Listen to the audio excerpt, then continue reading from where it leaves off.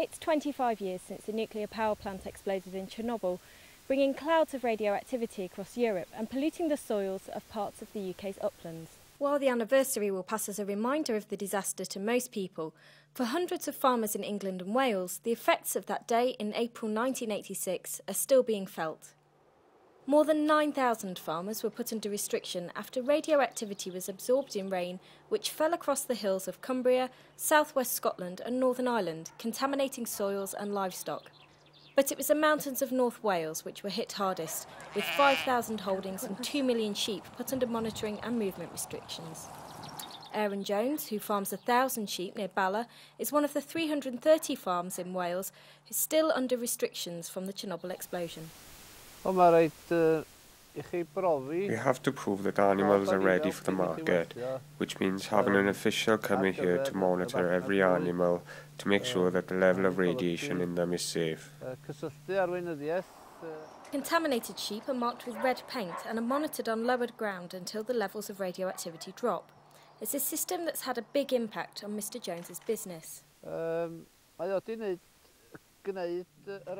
You have to prepare in advance for everything. You can't make a decision on the fly. If the market happens to be very good, you can't just go to the field and mark something up to sell. You have to prepare a minimum of a week in advance. You can't make sudden decisions. While government officials monitor the radiation on farms every year, farmers like Lynn Roberts hope they'll one day be free of the restrictions. It's another layer of bureaucracy and red tape, as we could do without.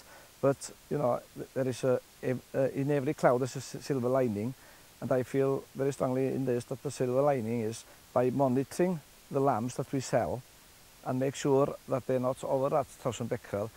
The consumer has every confidence that Welsh lamb is the best and safest lamb in the world.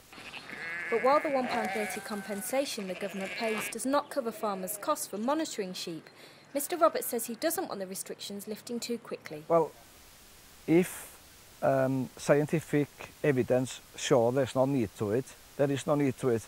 But I feel that that should be based on scientific evidence and not on financial gain.